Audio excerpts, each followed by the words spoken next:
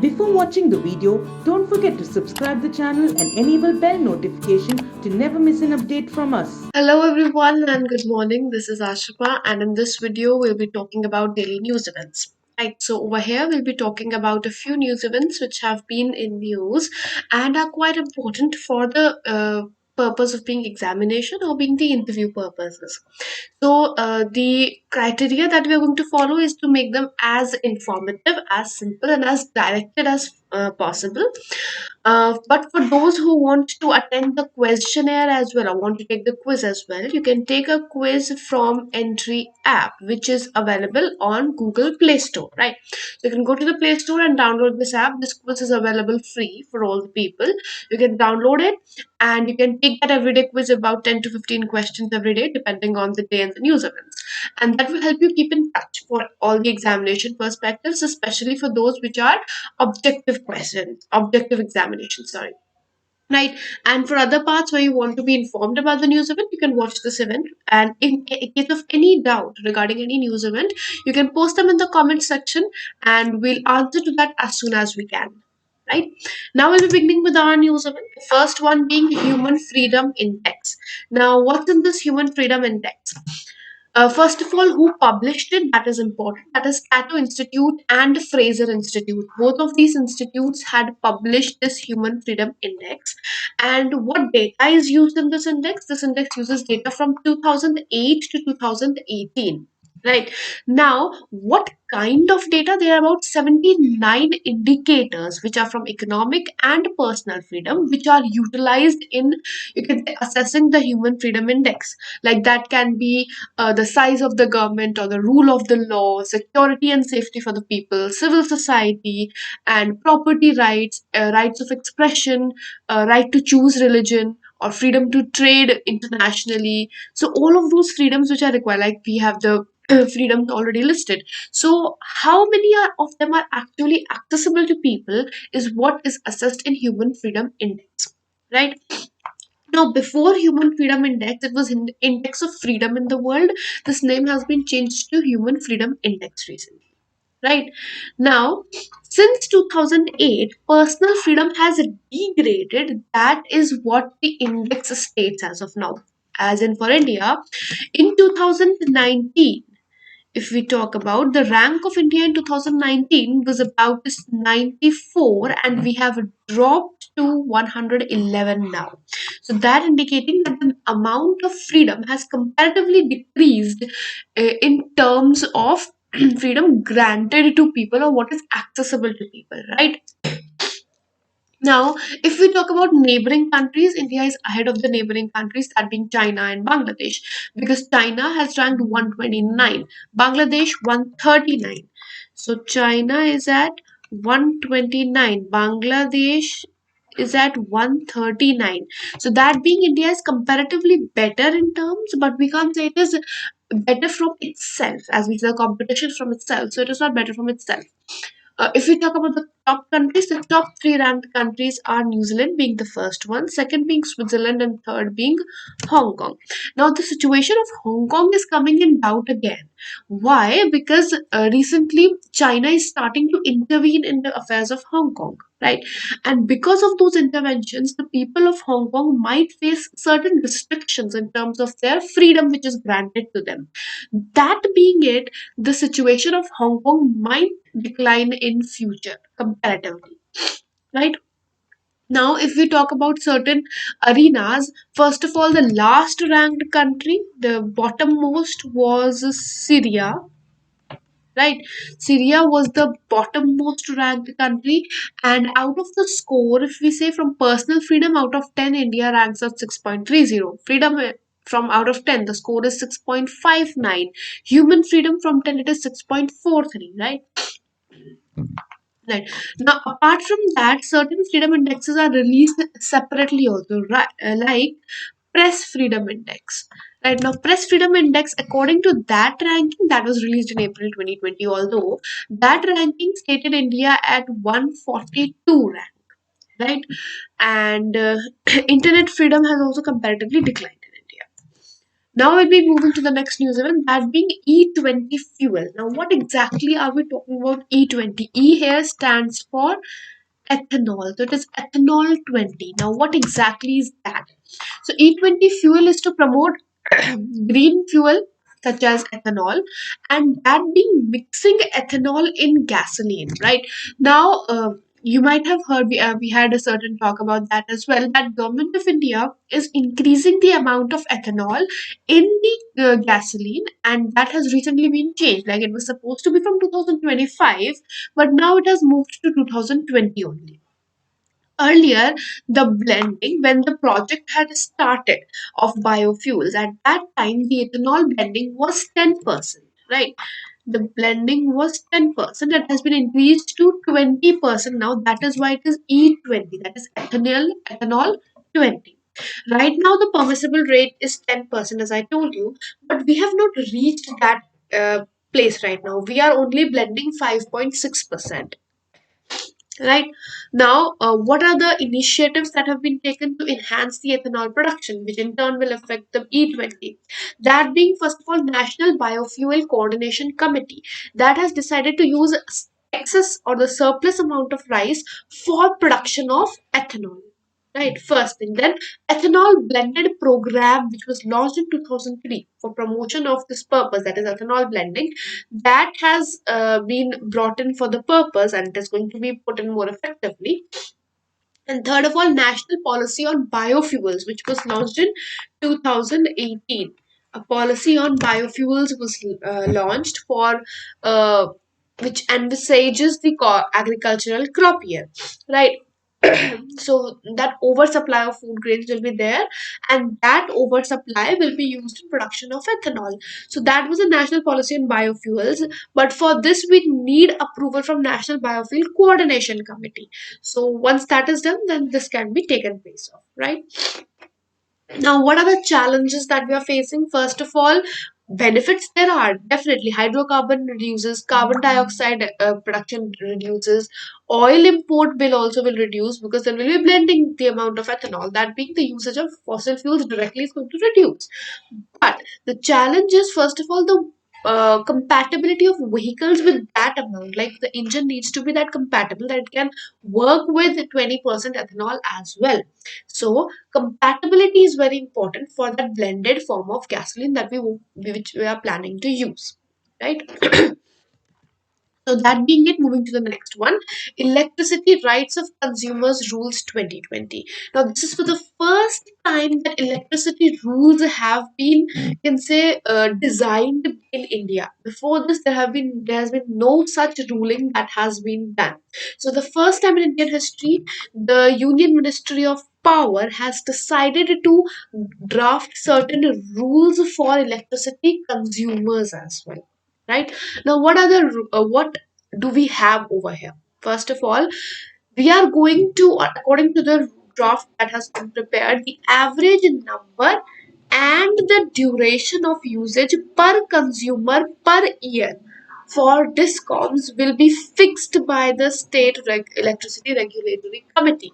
So, Commission, so SERC, State Electricity Regulatory Commission, will fix the average number and the duration of the usages per person, per consumer per year, right? Second of all, a rebate of 2 to 5% has been fixed on serving bills with delay of 60 days or more. So, if a delay has been of 60 days or more, the rebate is going to be 2% to 5%, right? Then, procedure for getting a new connection has also been simplified, as we say. We haven't stated where. So, getting a new connection has been simplified. That is, we don't need much of the documents. Only two documents are going to be required for setting up a 10 kilowatt load, right? Now, the need for estimation of the demand charges for 150 kilowatt, that has been removed. That is, we do not need to they don't need to estimate how much is going to be demanded, right? Time duration has been also fixed. So what is the new time duration? That being, and if it's a metro city, then within 7 days new connection will be granted within 7 days in a metro city, right? In municipal areas, 15 days. 15 days in municipal areas, and if it's a rural area, in that case maximum of 30 days will be taken. So within this duration, the connection or new connection is going to be granted, right?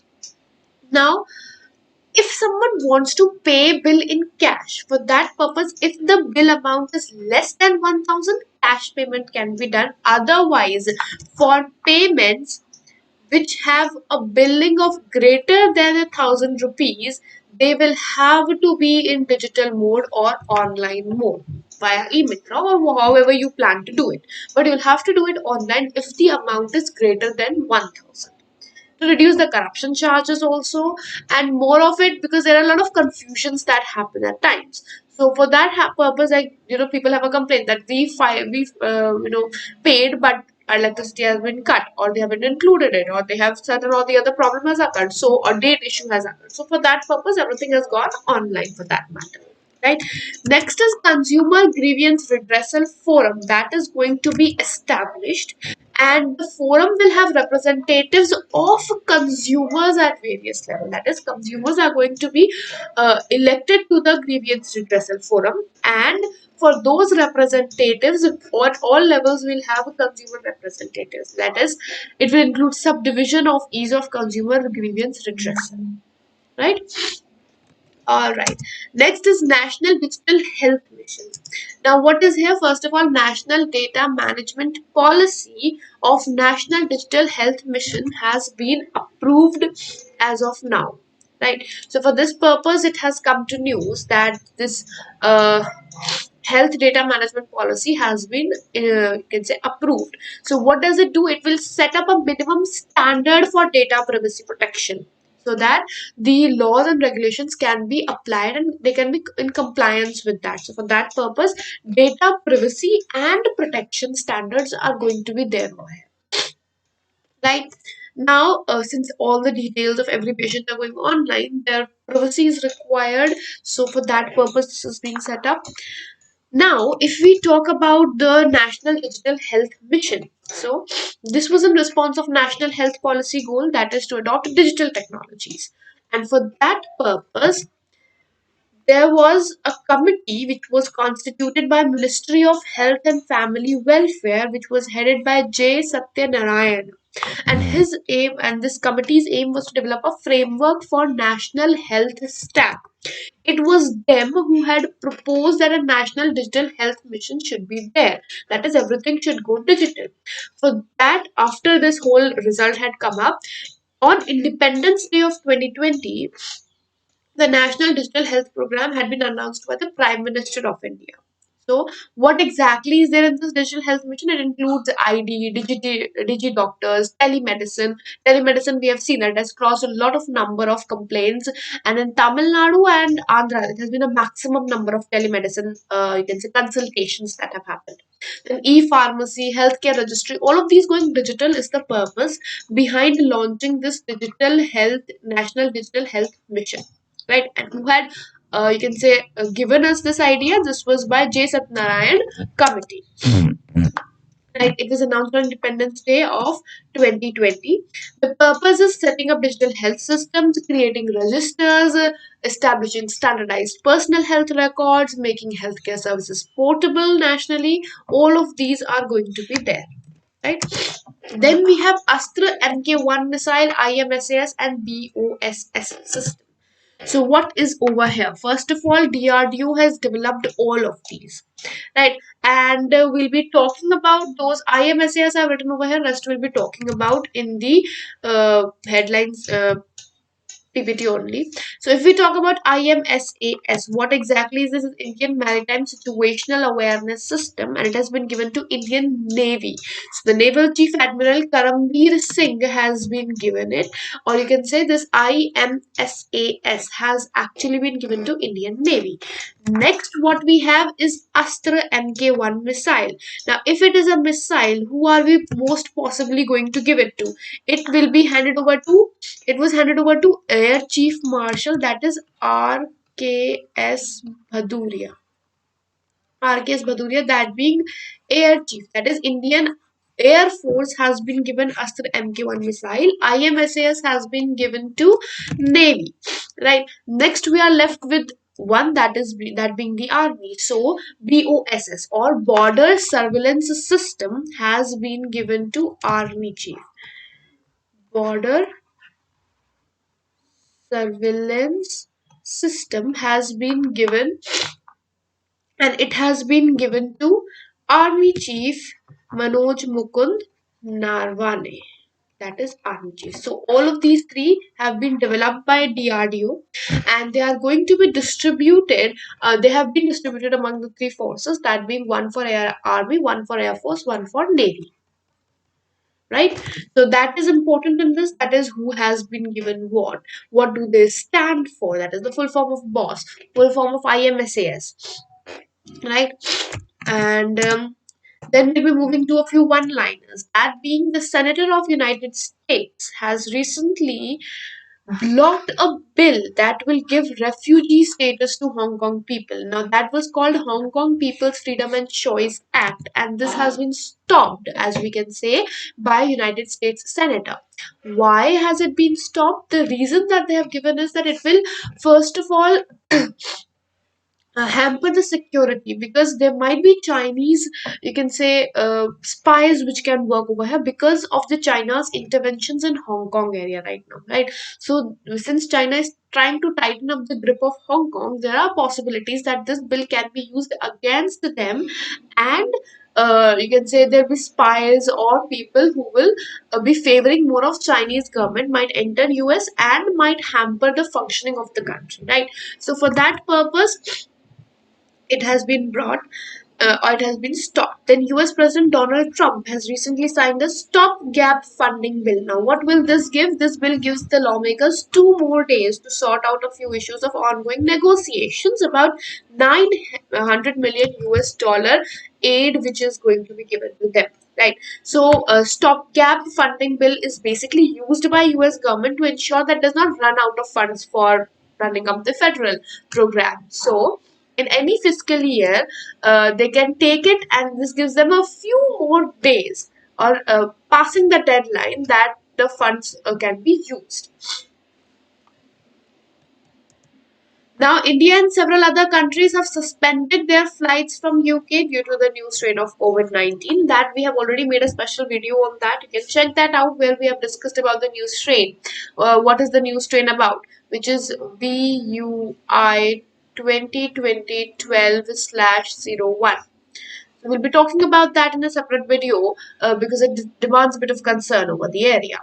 Then Government of India recently identified new routes for ferry services through inland waterways, and this is for boosting the coastal, you can say, shipment arenas of ours, right? So new inland waterways have been found, and the new routes include of Hazira, of Somnath Temple, of Jamnagar. Sagarmala project is also, as you know, for coastline purposes. We have Sagarmala project also, which is somewhere associated with it. Then for international destinations like Seychelles, Chattorgam, Madagascar, and Jaffna. These are 4 international destinations also which have been identified out of the 6 that are going to be there. Right. Then Arecibo telescope, which is an international telescope which has collapsed recently. After the collapse, China has given its own telescope, that is a 500-meter aperture spherical telescope for international scientists. Now, this collapse had happened, and it definitely affects the study. So, for that purpose, China has proposed that it will give its own, you can say, telescope. So it was the world's second largest observatory, which is Arecibo Observatory in Puerto Rico. In Puerto Rico, this was there, and this was the second largest one. So that being it, they have been given the largest one, or offered the largest one. The National Water Mission, which is operated by Ministry of Jal Shakti, has launched Catch the Rain Awareness Generation campaign under the Jal Shakti Abhiyan Phase 2. The Bank of Baroda and Indian Defence Forces have signed an MOU for new Baroda military salary packages. That is, subsequently new schemes and all are going to be given to the people of, or you can say, defense personnel who have their accounts in Bank of Baroda. Then couscous, the Berber dish, has been given intangible cultural heritage. Now, this has been given to North Africa, that being Morocco, Algeria, Tunisia, and Mauritania. Although these four countries have their own personal disputes, but for this purpose, they have come together, and caucus has been given the intangible cultural heritage, has been included in the intangible cultural heritage list for North of Africa, right? And with this, we'll be winding up the segment. Thank you so much. It has been a wonderful session, and I hope this session has been helpful to you as well. We'll see you in the next video. Until then, goodbye, take care, and have a wonderful day ahead.